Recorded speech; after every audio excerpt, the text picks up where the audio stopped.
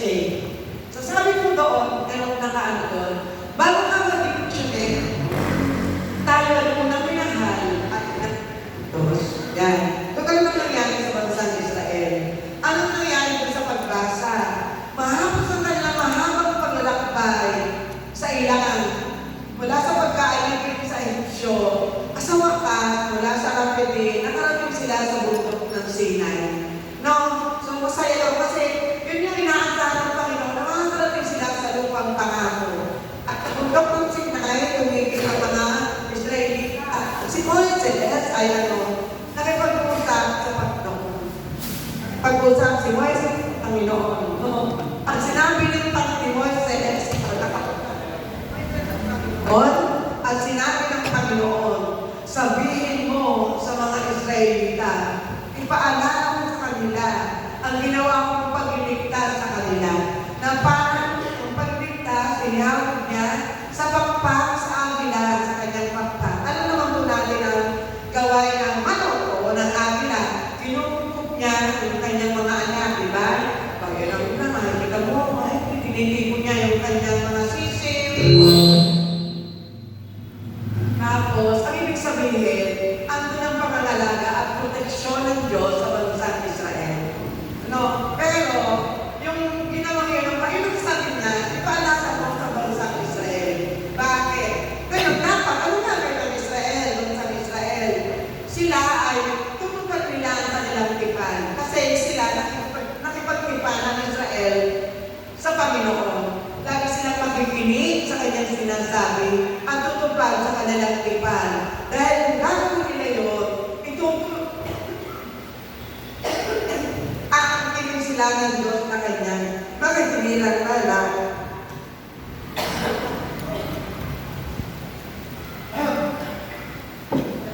Tapos, sinabi niya na sinainilang niya, kanyang pinangkin, itatangin siya ang kanyang bayan. At mula sa kanyang bayan, siya ay magsusugaw at maraming pari at yun ang gawain ng isang pari, tagapamagitan mula sa tao at sa Diyos. Kaya ang bansang Israel, magiging banal. Sa maganda kasi doon, tinawag at hinirang sila, pinili at iningatan. So yun ang ginawa ng Diyos sa bansang Israel na pinapaalala sa kanila. So yun po yung yung unang pagbasa. Kaya kung tayo pupunta po sa Salmo Tugunan, mula sa awit 99, pero pag binabasa natin ay awit 100, verse 2, 3, and 5. Sige na po, basahin natin yung Salmo Tugunan para sa linggo. Lahat tayo ay kanyang kawan sa kanyang bayan, kabilang sa kanyang kawan. Kaya nga po tayo, mula sa Salmo na yun, ng pagpupuri at pasasalamat na sinasabi doon na tayo ay itinuturing ng Diyos at ito ay nilalarawan ang relasyon ng Diyos at ng tao. Ang relasyon ng Diyos sa Israel, relasyon ng Diyos at ng tao. Na tayo, ang Diyos at ating tagapag-alaga. Yun po yung sinasabi sa Salmo na tayo ay kanyang kawan at tayo inaalaga. No? Yun. Tapos sinasabi din dito, pagmamayari ng Diyos tayo. Tinuturing natin siyang ama. Anak niya tayo, si ating ama. Bilang anak, meron tayong espesyal na relasyon sa kanya. Isang tawag lang natin ay tayo ay kanyang pag-ibigan. Kaya nga po, nagpupuri, isang paanyaya ng pasasalamat. Pagpupuri sa kabutihan ng Diyos. At paanyaya na maglilingkod ng pusa at hindi pinipigil. So yun po yung panawagan. Yun po yung ginawang awit sa Salmo. Panawagan ng pasasalamat, pero binabalik niya sa Panginoon ang pasasalamat sa pamamagitan ng isang paglilingkod. Yun po yung makita natin ang koneksyon ng unang magbasa sa Salmo. Kabilang tayo sa kanyang bayan. So tulad ng bayan Israel. Kaya kung pupunta naman po tayo sa ikalawang pagbasa,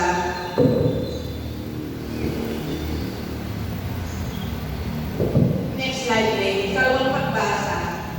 Ito po yung sulat ng Pablo sa mga taga-Roma. Chapter 5, 6-11.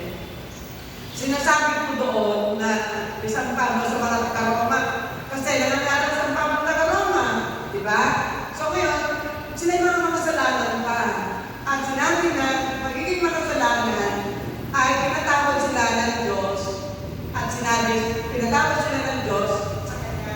pagkamatay. Kahit siya ay isang mabuting, siya ay walang sala, mas pinili ng Diyos na ibigay ang kanyang bugtong na anak dahil sa pagmamahal niya. So yun po yung sinasabi ni San Pablo sa mga taga-Roma. Sa pagmamahal ng Diyos, ibigay niya ang kanyang anak, napatawad tayo sa mga kasalanan. At ginawa na yun, dala ng pag-ibig dahil sa kanyang habag. Hindi man tayo karapat-dapat magpakamatay si Jesus, pwede lang din siya magpakamatay sa krus. Pero ginawa ng Diyos na ibigay ang kanyang bugtong na anak dahil sa habag at pag-ibig sa atin. So yun po yung sinasabi ng San Pablo sa taga-Roma. Kaya ngayon, nung siya nangangaral, ibinabalik niya. O tayo ngayon nakilala na natin si Jesus. Diba? Sabi ka niya, nung tayo makasalanan pa. Ibig sabihin, ngayon, nung nangangaral na siya, nagbalik na, naliwala na ang mga taga-Roma. So yun po yung sinabi ni San Pablo. No? Ngayon, sa ating binasang Ebanghelyo, mula kay San Mateo, ano po yung nakatawag sa atin ng pansin dyan? Ang nangyari diyan, di ba kasi Jesus nangaral? Aral siya, nagpagaling ng may sakit, buhay ang mga patay, palay sa demonyo. Yun po yung pinatawag ng public ministry ni Jesus. Pinangaral niya na nalalapit na ang pag-aari ng Diyos. Ngayon, sa kanyang pagkatapos sa kanyang pangaral, napansin niya, anong kanyang napansin? Mula sa verse 36. Chapter 9, verse 36, anong nangyari? Anong kanyang napansin? Ang mga tao ay lupay-pay. Anong sinasabi dyan? Ang mga tao ay lupay-pay ng hihina. Para silang mga tupang walang pastol. No? Naawa siya. Ang mga tao ito, parang wala man lang ang nangangalaga. Parang wala man lang nag-leader. Namumulong sa kanila. Ano sila? Mang-amang-mang. Wala silang alam-alam. Ganon. So, nahabag si Jesus sa kanila. Sabi niya, napakadami itong mga to. Kailangan, meron kang nagawa. Napakadami na maaalinin. Pero, walang gagawa. Hindi pwedeng siya lang. Hindi niya kaya mag-isa yun. Kaya ngayon, tinawag niya ang kanyang mga alagad. Mula, ilan ang tinawag niya? 12 alagad. Tinawag yun ang personal. Hindi niya sinabing sila, pero personal.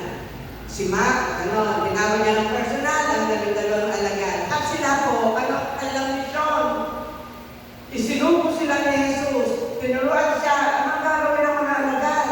Katulad ng ginagawa ni Jesus, sabihin sa mga tao, nalalapit na ang paghahari ng Diyos. Ano pa? Ano ang kanilang gagawin? Ayun o? Yan. Ano ang ginawa sa mga alagad pala? Bago isubo, sa pagpili. Ano ginawa? Pinigyan nila sila ng kapangyarihan.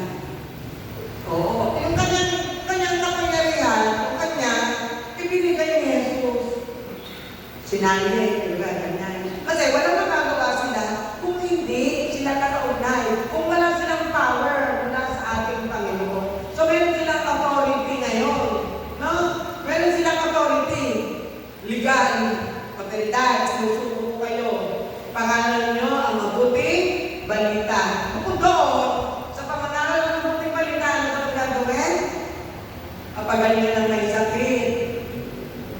Buhay ng mga patay. Lilinisin ang mga kaitongin. Ano ba? Palalayasin ang demonyo.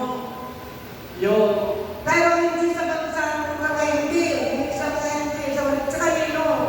Sa mga Israel. Sa mga tupang naligaw. Pag naligaw sila, nawalay. Mula sa unang pagbasa, pinili ng Diyos ang bansang Israel. Pero ang iba'y nawalay at nawala. Kaya ngayon, ibinabalik. Doon muna kayo. Dito muna tayo. Sa mga taong simbahan. Huwag ka lang pumunta muna ng malawak. Tayo muna dito. Kayo muna binigyan kayo ng pangyarihan, ng mangaral. Tayo. Kaya tayo din. Kaya ba natin magpalayo sa demonyo? Hindi, pero sa kanya ng Diyos, yung mga maling isip na nagkaakay sa atin kung magkasala, dinidemonyo ka, huwag kang sunod dyan. Sa tulong ng Diyos, binigyan tayo, mawawala yun. Kaya mo ba, ang ginawang paglilingkod nila ay holistic, buo. Hindi lamang spiritual, hindi lamang physical, spiritual din, buo.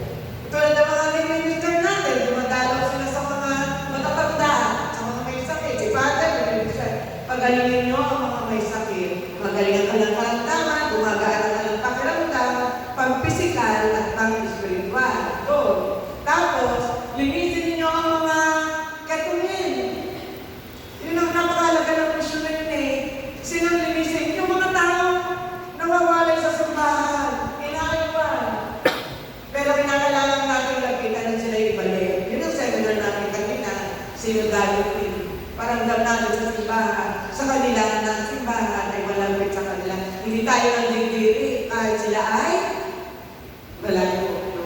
Tapos, ano pa? Ang pagalingin, linisin, palay sa demonyo. Ano ba yung isa? Ano yung isa? Pagalingin, ano yung isa? Kasi natin na kasi doon. Yan kasi yung mission natin eh. Ano pa yung isa? Pagalingin, palaya sa demonyo, at buhay ng mga patay. Hindi tayo kaya buhay ng patay. Meron tayong patay, anong patay sa kapanampalataya? Nawawala, nabubula. Kaya yung mga study natin mahalaga. Upang tayo ay mabuhay, maging masigla sa ating pananampalataya. So ngayon, yun ang sinasabi ni Jesus sa kanyang mga alagad. Kaya nga po, last slide natin. Kaya po tayo, sa ikalabing-isang linggo ng karaniwang panahon, atin po, tayo po ay hinirang. Tayo po ay ginawa. Parang bansang Israel, tayo po ay hinirang, tayo ay ginawa. Mula nung tayo ginyagan. At ngayon, dahil sa habag ng Panginoon, sa awa at patawad at pinatawad sila para may balik. So yung mga kasalanan, kasi kung may sakit ka, tumatanda ka man sabi, naglalarawan ng pagiging makasalanan sa kultura ng mga Hudyo. Pag ikaw ay may sakit, makasalanan ka. Pero pinatawad, nililinis. So yun po, so tayo pinatawad. Kaya ngayon, nung tayo pinatawad, tayo inibig ng Panginoon, tayo naman po ay sinusubo. No? Umayo tayo. Dahil tayo tumanggap ng libre. Binigyan tayo ng biyaya ng Diyos. Libre ang kaligtasan. Libre lahat. Ang biyaya ng Diyos araw-araw ay walang bayad. At ibalik natin yun sa paglilingkod ng walang bayad. Yun po yung sinasabi sa atin sa Ebanghelyo. So naramdaman po sana natin na tayo man din ay mga hinilang ng Diyos. Katulad ng 12 ng Israel, ng hinilang ito ng mga Israelita, 12 apostoles. At ngayon tayo po ay isinusugo. Ibalik natin sa Diyos ang tinanggap natin libre. Okay? Salamat po.